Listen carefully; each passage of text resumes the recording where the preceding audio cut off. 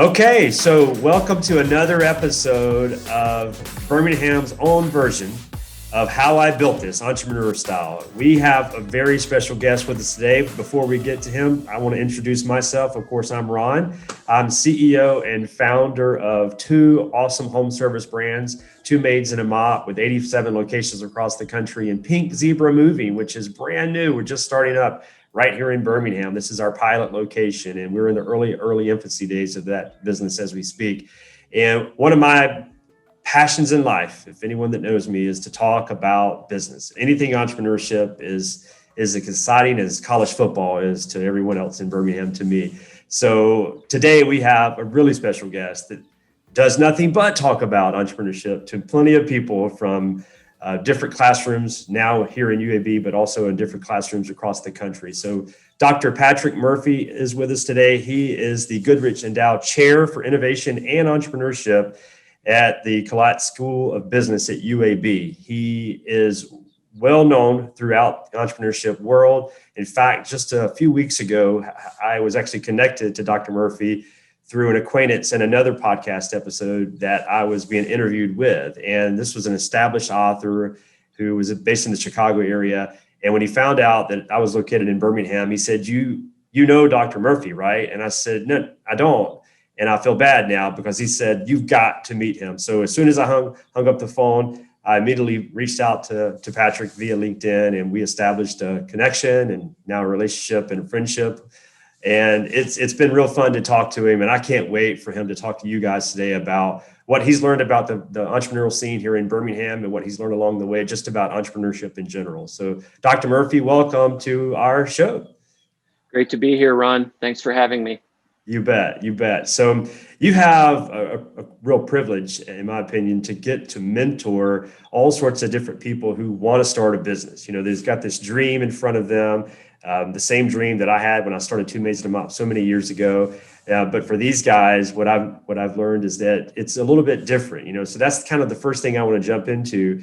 When I started Two Maids and a Mop now 18 years ago, I had this sort of expectation that we were going to grow from the ground up, and it would take months, years for us to really even be able to think about scaling beyond the borders of our local market at the time. And I was okay with that. But what I've seen in the Shark Tank world, and and talking to a lot of other entrepreneurs and in the 2021 world, a lot of people think years means weeks, it seems, you know. And so what's been your thoughts? Have you seen a similar type of stance where long-term, gritty hard work means 6 weeks, not 6 years?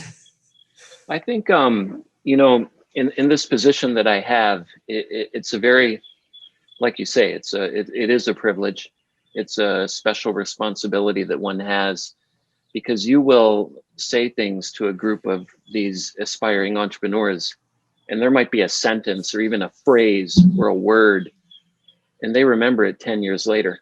I'm not exaggerating. I get LinkedIn messages now, and they'll refer to something I did that I can't remember 10 years ago. So it humbles you, and you have to think very intentionally about how you're educating them, the ideas that you instill with them. And you're right. I've been doing this. It's all I've been doing for 20 years. And so with this next generation, a couple of observations. I don't even think with the last generation, the millennials, and I taught the millennials for a long time. I'm talking about Generation Z right now. I think all of them are just more independent than previous generations. And what that typically means when a young person is independent is that they know what they like and they know what they don't like. And if they're hearing something or being asked to do something that they don't like, there's not a lot of energy for that. And they'll choose to do something that they prefer. And if you think about it, many times that can be perceived as laziness, or they don't want to do what they need to do.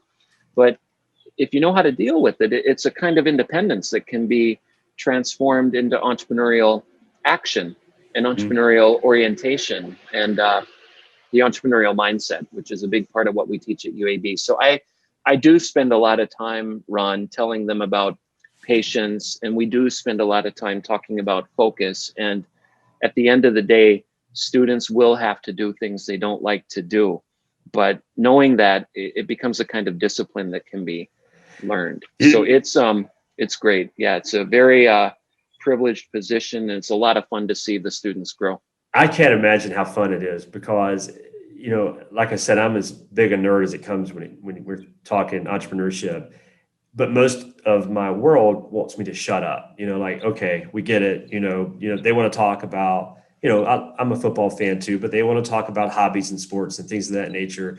So I'm not the water cooler guy. People don't necessarily want to talk about business as much as me, but you get to do it every day, and everybody that you interact with wants to talk to you about it. That's got to be like, I'm a huge fan of Warren Buffett, and one of his biggest phrases is he loves what he does, and he's done it for such a long time because he gets to tap dance to work every day. So I'm guessing you tap dance to work every single day.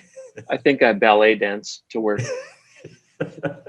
We'll have to see that down the road. So I'd like to talk a little bit about what you've learned since you've been here.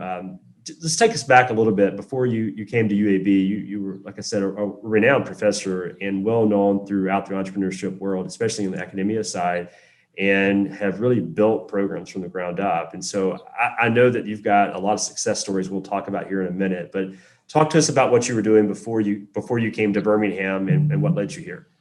Sure. So I moved to the city of Chicago in the year 2000 and joined a PhD program a couple years after that. I was with a French multinational company called Group Schneider, or Schneider Electric, and their North American headquarters were in the Chicagoland area. And I had finished a graduate program in Ohio, and I got a really cool job with them as a sort of internal organizational development consultant, where I got to design a lot of research for the entire system and collect a lot of really great data. And it was a really fantastic job, but I realized pretty quickly that I wasn't going to last there because I didn't love it. And I'm the type of person, probably like you, that I'm either going to love it or I'm not going to do it. Absolutely. I'm going to find a way to love it, perhaps. And if I can't, then I'm going to make a move. And so for me, I have a passion for scholarship and academia. So it was either going to be that sort of career or to do something entrepreneurial, one or the other, academia or entrepreneurship, period. And I had met some people at the University of Illinois on the faculty at a regional research conference, and they said, well, you could come back, given you already have a master's degree, you're a published scholar. I started publishing in 2000. And they said, with your CV, with your background, you could, and your scores and everything else, you could get into our PhD program if you wanted. And so I checked it out, and I ended up going to the University of Illinois at Chicago, downtown Chicago campus. And while there, that was in the early days. I mean, entrepreneurship wasn't really very sexy at that point. There were some like small business incubators and industry specific groups that would do things for the growing businesses, but the whole entrepreneurial scene wasn't really out there like it is now, for sure. But I met a lot of the entrepreneurs, and as I was putting my dissertation together, I had a couple of breakthroughs for myself, involving some of my favorite philosophers and their approaches to the growth of knowledge and how ideas emerge, grow, and die, and all of that, which we can talk about in a minute if you want. But that became my dissertation. And then along the way, of course, I'm collecting data and working with entrepreneurs. And then as I finished my degree, I finished my PhD in 2004. I defended my dissertation in January of 2004. And I moved right across town to DePaul University, which had a real pioneer in the field, a mentor of mine named Harold Welch, who started that program in the 80s. It was one of the first in the country, and it's still a nationally ranked program today. But I was able to join that team and build my career there. So I built my career for almost 16 years. I was at DePaul University, and a lot of outside projects. I had a midlife crisis along the way that involved horses and cars and things like that. I still have a small training and breeding operation. I'm in the racing industry. It's in New York, and dabbled a little bit, but I stay true to my passion, which is education and conversation. So 16 years, trained a lot of entrepreneurs, worked with a lot of entrepreneurs. I was part of an angel group in Chicago, just a lot of different things in that ecosystem. And then in early 2018, my erstwhile mentor, whom I mentioned, he was the endowed chair at DePaul University, which is where I was, and I was leading pretty much on all fronts, doing all of the things. But I loved him. He was a great mentor of mine, but I was ready to move into a position where I could really build something. And I wasn't looking to leave. My wife and I both loved the city of Chicago, and I loved DePaul University. But a search firm had been hired by UAB to find somebody to conceive and grow this sort of entrepreneurial program in the Birmingham ecosystem. And then I had a bunch of long conversations and 4 visits, and everything clicked, man. It was like I was born to do the sorts of things they were talking to me about. And I could get very clear about how I would launch different programs and do different things. And so long story short, we made the move to Birmingham in mid 2018, and we've been here since then. And the program's doing really great. Well, I can't wait to talk to you about what you've seen here, what you've learned, and what your plans are as well going forward. But you mentioned something earlier about entrepreneurial mindset. I believe that every business has a practical side to it. Obviously, whether you're doing the dishes or making the donuts, you got to do both of those things and do them well. Maybe not the best dishwasher in the world, but you got to be able to wash dishes and they need to be clean. But the mindset behind owning that business, to me, encompasses everything from the startup that's funded by millions of dollars to the grassroots home-based business. There's a certain mindset that every successful entrepreneur, for the most part, all shares together. Number one, tell us a little bit of what your thoughts are on that, and then what I'd love to do is to kind of roll into how can an entrepreneur be educated? Can they be trained? Can they become one, even if they really weren't born with that type of DNA? It's a great question. And I think especially right now, the mindset is really important because of the discipline that one needs to learn, like we talked about earlier. Essentially, here's a way to start thinking about an entrepreneurial mindset. Take all of the traditional lessons and ways of thinking that you find in a traditional business school curriculum, let's say, and throw them out the window. For example, we have things like when they teach you how to deal with data in the traditional business world, you look for like meaningful central tendencies in, a distribution of scores along some dimension. And you look at the shape of the distribution and you use the area under that curve, whatever shape the curve is, to make predictions that have certain assumptions about reliability. And you treat outliers as if they're something wrong or an error, right? Right. Six Sigma, like take that. I mean, Sigma is standard deviation. They're talking about standard deviations from what? From the mean. It's all about this paradigm, this bell-shaped curve, Gaussian distribution sort of worldview. Well, for entrepreneurship, if you're average, you're going to fail. You need to be an outlier, period. So start with that and just say, okay, the capital asset pricing model, the ways we teach statistics. We do ANOVAs that have F tests, we do T tests, we do correlations, and we don't test the assumptions. All of those are based on the general linear model, and that line is a kind of essential central tendency that's supposedly meaningful, but it's actually an artifact of your measurement. It's not really necessarily always valid and reflective of the real world. So entrepreneurs are the ones who see something that nobody else sees, or they notice something nobody else has noticed yet, and they come up with an idea that nobody else has thought of yet for what to do about a problem that everybody can understand. And that will put you out on the tail end of the curve. So just starting with something like that is a big part of it. And then, of course, what comes along with that are things like being an oddball, right? Going against the grain, challenging the existing order, persuading people to come over to your side. And as they do join you, that whole normal distribution moves toward the outlier.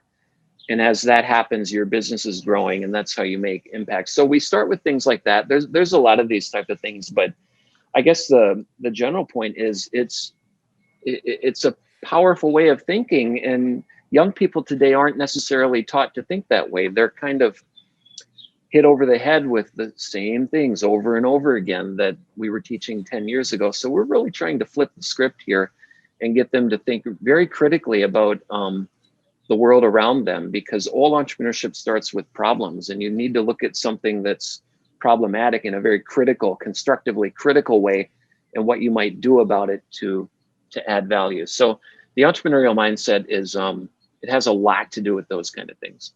Yeah, I totally agree with you. I'm a proud weirdo myself, and it kind of takes me back when I talked to someone a while back, and one of the things that really stood out in the conversation was we were talking about this exact topic, the personality behind a really successful entrepreneur.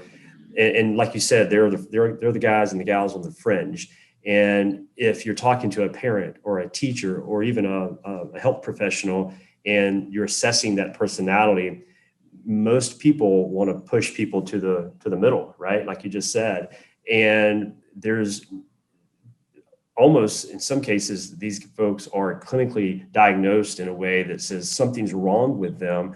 They need to be fixed, instead of just accepting who they are and use their strengths to their advantage. Their strengths are almost diluted, and they pushed away and said, hey, this is not how a doctor goes through years and years, decades really of training before they're ever a doctor.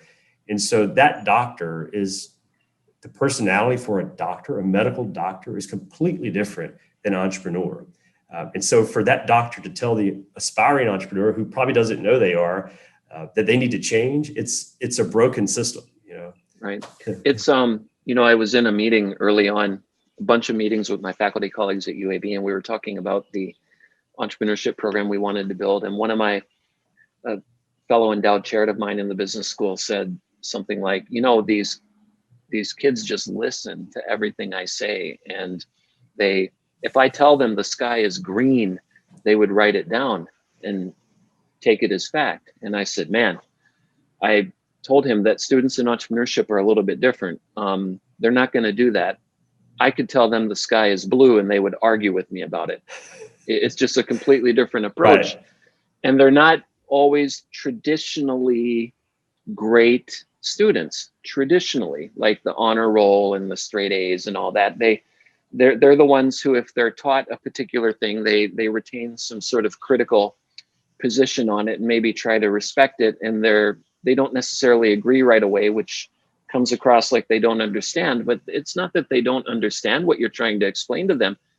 They may just be comfortable having a different perspective with it. And, it goes back to the independence that we were talking about just a couple minutes ago. I don't think it's a personality for entrepreneurship. The mindset is more of a discipline that you can learn.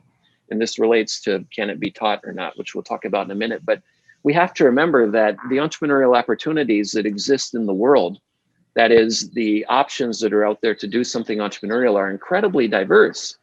There's so many, there's no range. There's no dimension or scale we can put them on and even compare them to one another. It's just a bunch of different, like birds in the forest or, vegetables they're qualitatively different from one another. So that diversity is matched by the character and the personality of the individuals on the human side of the equation that might want to do something about those problems. And when you see an entrepreneur do something about a particular problem and take advantage of an opportunity, there's a special connection between who they are and what that opportunity is. In other words, if it were another opportunity that were completely different, maybe in a different industry or a different market or a different culture, it wouldn't energize them because that match isn't there. So the diversity of the personalities on the human side matches the diversity of the opportunities on the external side. And when you get the right fit between person and context, that's when the magic happens. I love it. This is so fun. All right, so let's talk a little bit about Birmingham. You've been here for, I guess, going on 3 years. You've seen a lot. You've lived through COVID, a global pandemic.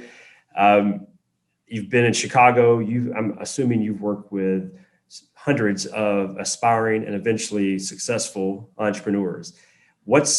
Give us like the home run story, like this young kid walks into your office and says, I have an idea, and looking forward out down the road, this kid is something, like, is there a fun story to share with everyone? Yeah, I got one. So it's actually a long story because we went through a lot, but I'm going to give you a real short version. So I had a young man in 2007 or so who was a child of immigrants, came to the city, kind of street smart. I could tell, you can tell if they, know how to survive and know how to hold their own and don't need to be told what to do. He was he knew how to survive, and street smart kid, but also very intelligent. He would think. He was a thinker, and he could calculate and do well in classes. He was very, very good at accounting, but he loved entrepreneurship. So he took my class, and I've always done very intense outreach projects in my classes. In urban universities, we can really do that. So we had a bunch of companies lined up, and he's on a team. And part of my way of explaining the project to the class was to show them, to actually bring the deliverables, the project books that a earlier class did, and pass them out so they can see an example of the final product. So this young man took one of those and put it into his backpack and told the folks on his team, hey, this is easy. He passed out like 14 of those things. He won't know it's missing. We can use it to, do good work. So, later that evening, one of his teammates snitched on him. So I knew. And then next time we met in class, I didn't go up to him. I just said to the whole group, I forget what I said, but I said something to the group indicating that I knew somebody had done something that they better tell me about. It was like, if any of you want to tell me anything, you better do it, because, we're going to start. So as I said, he's smart. He got the message. He, right after class, I still remember the look on his face when he walked into my office, like, you got me.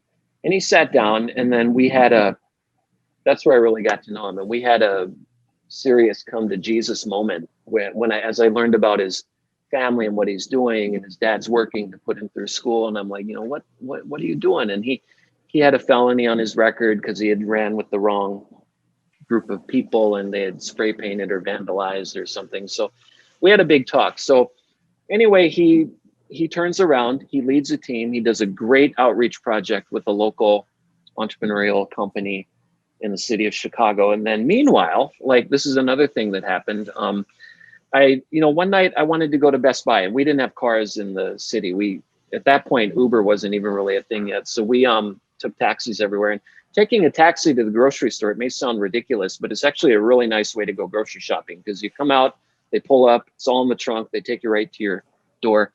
So I went to Best Buy in a taxi. I was going to get a TV. And so I looked at the last name of the driver, and it's the same last name as the kid I was just telling you about. So I went into this long story about the kid and how I caught him cheating, and he turned around, turned his life around in the class. And it looks like he had a real change in his worldview. And I think he has potential, and he's not a bad kid. The driver turns around and said, "That's my son." And I was like, whoa. And so, we had a nice talk, and then he wouldn't let me pay for the cab fare at all. And then, the kid and I talked. So he went on to graduate. Like I said, he's good at accounting. He's so good at accounting that he would just ace these interviews with big firms. And so he interviewed with a big firm. You all would have heard of this firm if I mentioned it. City of Chicago. So he had a felony on his record. Like I told you, accounting firms don't generally hire folks that have felonies on their records. They've got to do a background check. They caught it, and he kept losing these opportunities. And I said, well, you got to tell them, up front. And then he's like, they're not going to hire me. I said, look, tell them what you got, but then tell them before they reject you, contact your professor, at least give the professor a chance to have a conversation with them. So he did that.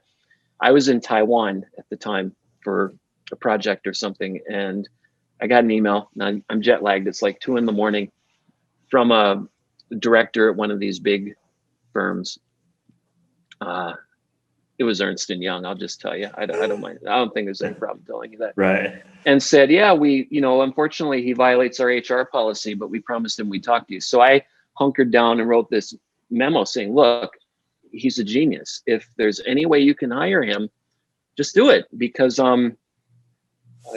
it's easy for him. He doesn't have to study. He's teaching everybody. He's amazing. If there's any way you can do it, just do it. So they did it. They hired him. He worked there for 6 years, became disillusioned with that large corporate world. And so he left. He became a big real estate entrepreneur in the city of Chicago, which he still is. And then he's a teacher now in a high school in Chicago, and he teaches entrepreneurship. So he waltzed through that accounting career. He became a director. He was training other people. He became a real estate he still owns a bunch of buildings downtown. But cool. He went back and became a teacher. So I'm very proud of that story, because this is somebody who has a family now, and he's done extremely well, but he's following his passion and teaching the younger generation. Man, that's you had me. I was totally plugged into that story. It was awesome. And I love it. I love, just hearing someone. You often see in the entrepreneurship world people who have some type of flaw. Maybe society's designated this whatever as a flaw. The entrepreneur actually uses that in often cases to their advantage. That flaw has created strength, and when the going gets tough in a business, you need strength. You need something to push you besides just money. And so I bet that's one of the reasons that he has been successful, because of that flawed past. It's a great observation, Ron. I mean, it's a friend of mine, entrepreneur, likes to say, what makes me different is what enables me to make a difference.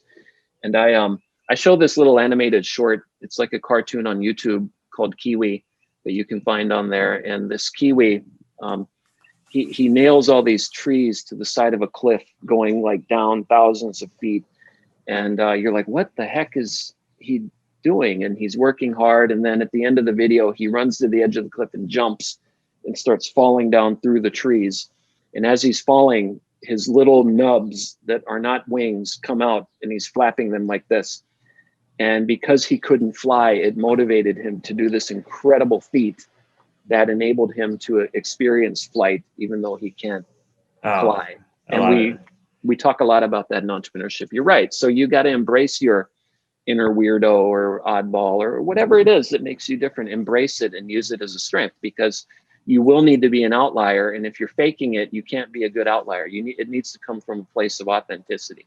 Right. All right. If you're okay with this, I'm going to ask 2 or 3 just rapid fire, completely random questions. So sure. If you get stumped, feel free to say I'm stumped, but I bet you can handle it. All right. So we've talked a little bit about entrepreneurship. We've kind of hinted at the Birmingham scene. You've been here now, I guess, like I said earlier, 3 years or so. You've had an opportunity to see and feel everything from the food service world to the app world to, in our case, the home service world now. What industry do you see right here, specifically in Birmingham, that's just ripe for disruption? Something so close to being really, really unique and different. I think I'd call them sectors. 2 come to mind right off the bat. One is what we might call the venture finance sector. The approach to doing deals here, it feels a little traditional. It feels like a bank or the way a proper venture capital firm undertakes a deal. I think there's a huge opportunity here for angel groups to emerge and start participating in the ecosystem. We have angel investors, like individuals who do this, but if you look at the way an angel group is actually structured and how it runs, and there actually is one I know of. The first alumnus of our entrepreneurship program at UAB, a young man named Matt Graben. You can find it. It's already online. It's called Runway Angels, I believe. They have the funding, they have the team. I'm hooking them up with a lawyer, and they need a kind of business manager or something, but just something that can do informal, small scale deals, so that all these startups that are stuck and just need 50K or 100K, you can't even go talk to a VC firm if you're looking for that kind of action. It's not worth their time. But I think there's a huge opportunity for that approach. That's the first sector I think is ripe for disruption in our region. The second one is social enterprise. As you may know, a new Alabama law was ratified in January, we have a new law now that allows you to form what are called benefit corporations. I think we're the 38th state to have this. And, traditionally, with this fierce independence of the next generation, like I was talking about, Ron, many times that fierce independence turns into mission or purpose, social purpose or environmental purpose. It's very individual to individuals, and they care about it. And if you're going to start a nonprofit, it limits you. There's a lot of entrepreneurial things you can't do, like raising money and all this sorts of things. But if you become like an LLC or a for-profit, to try to follow a mission can be difficult, because technically, if you go to the mat legally, you're supposed to maximize shareholder value or profit. And so the benefit corporation is like a third way. It relates really well to social enterprises. So I think the social enterprise sector is ripe for disruption in the greater Birmingham region and in Alabama. Interesting stuff. All right. So we're going to keep going. All right. So I'm a big fan of a book about, it's called The One Thing. And so I don't know if you've had an opportunity to read it, but it's a very simple philosophy. Whether you're raising a child or becoming a better baseball player or running a business, there's so many things that you can do to become a better version of yourself. But it really boils down to one thing at a time.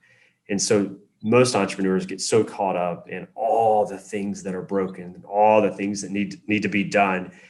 And that mountain of stuff is so overwhelming that it just pushes people away. But if you focus on one thing and one thing at a time, it gives you a better chance to get to the mountaintop. So if you were talking to another one of your aspiring entrepreneurs, or even someone that's already started a business and is having those, startup pains we all think about, what's one thing that you would tell every one of those entrepreneurs they have to do if they want to guarantee themselves, or at least give them a chance to have success down the road? Spend a lot of time trying to understand growth. Growth is something that human beings are not hardwired to understand. We're also not educated to understand it because of the paradigm, the traditional business education paradigm. We're not thinking about growth. We're thinking about routine, stable operations that don't grow. So start to think about growth, which means that, what gets you there won't keep you there. Or as your venture grows, eventually you're not going to be the best one to be pitching it to other people, because you will evolve and it evolves. And just always be focused on change. Change is like Rush, Tom Sawyer. I'm a big Rush fan. Like, changes aren't permanent, but change is. The change and the growth and the evolution, you can never get that out of your mind. And as human beings, we're motivated to move toward comfort and stability and all of that. And that's great. I think as human beings, we need that. But you need to draw a big line between human being and your idea. If your idea changes and you don't like it anymore, kick it out the door. Get rid of it. Don't do that to people, but do that with ideas, and do that with your business. If you don't like it, you need to change it. And so elevate your understanding of growth and change, and how you can become irrelevant if you don't grow and change with your business. Patrick, we've got to find another 10 or 12 hours to talk, because this is so interesting and exciting and fun to me, because everything you just said, I've lived for 18 years inside this business world. And early on, I'm not going to try to bore you with all the details of 18 years of journey here, but I was Mr. Everything, and as this business has grown into what we are now, a national brand, I've had to become different people and evolve. And in some cases, I'm either not good at that, being that person, or I don't want to be that person. And so I've had to learn to accept that and let other people do that. And it's, I've learned it the hard way, unfortunately. I wish I could have received this advice early on, because as an entrepreneur, you're so used to doing everything, using your own two hands. As that business grows, you still think you're supposed to use your two hands, and so it takes some humble pie to really understand that sometimes you can hurt yourself as you grow the business. All right, so I'm going to end with one thing that is, I think, also very fun. It's a very similar question to what I just asked. So, there's a lot of really fun, dare I say, sexy things about entrepreneurship today. I mean, heck, Shark Tank has glamorized it like it's a Hollywood deal now. There's all sorts of people who now think owning a business is cool. It used to just be for the weirdos, but now people want to tell, their friends and their, their world that they just want to start a business one day. And so it's super sexy, in other words. And all those fun things get sort of talked about and tossed around. But my guess is that there's something that nobody ever thinks about that's not sexy at all, that always hits an entrepreneur in the face as they're building their brand or their business.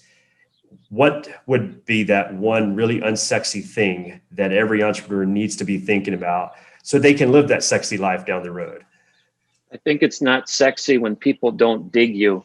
And if you're going to be an entrepreneur with a new idea, you have to persuade and sell and do all of these things. And a lot of people aren't going to like it. And you have to, keep the energy positive and not get down on yourself about that. It's like getting rejected, right? I mean, if we're going to extend the metaphor here, like if you try to go on a date or something, like when you're young and you get rejected, find the mindset and the discipline not to let that bother you. So keep that passion, and no matter how many times you get rejected, and tell people what you want to do, and understand that a lot of them aren't going to like it. That's the first part of it. The second part is a lot of them aren't going to understand it. And, when you live and breathe with an idea and think about a problem that you care about, you get an understanding that exceeds almost everybody else because you're studying it and reading about it. So you meet somebody on the street or in a meeting, they haven't done all of that homework like you have, and you'll fill in the gaps in your mind and make assumptions that they understand things, and they just won't get it. And so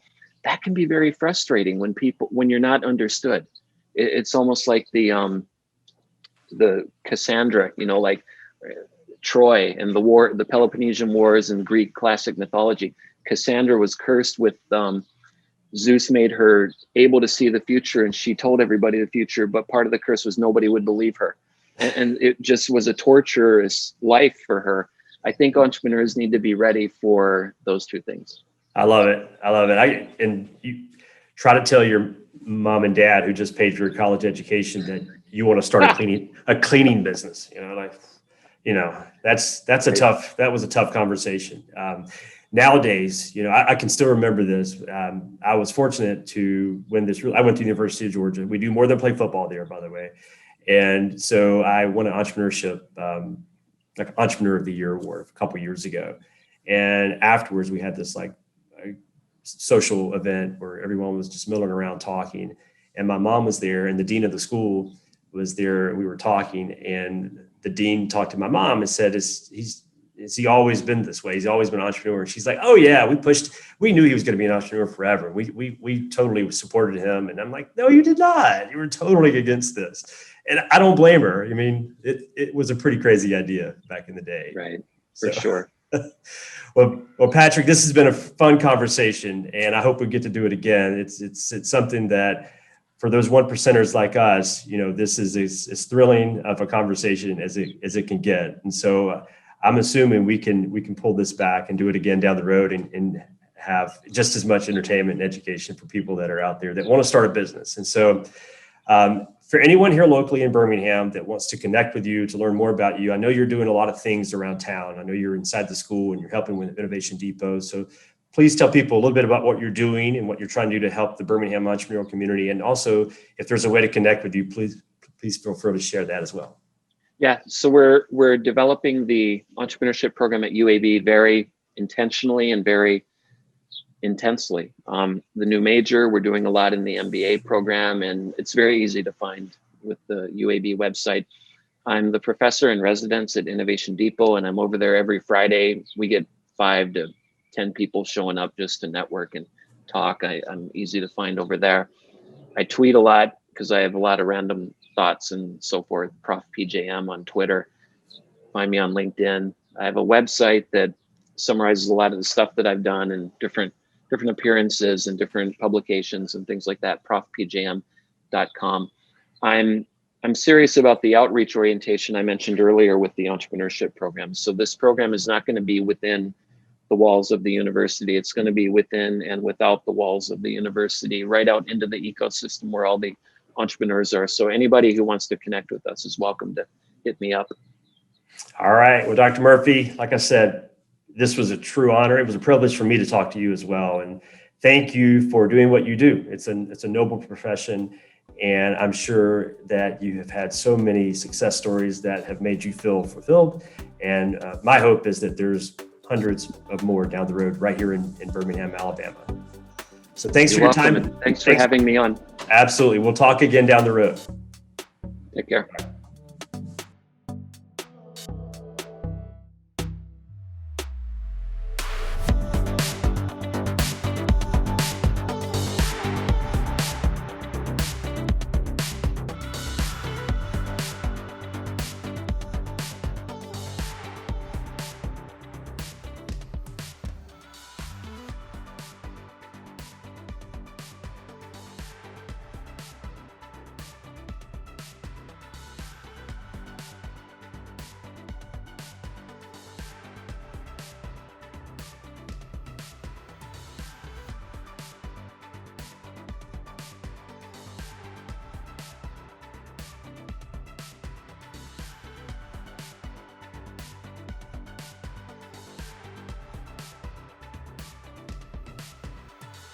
Thank you.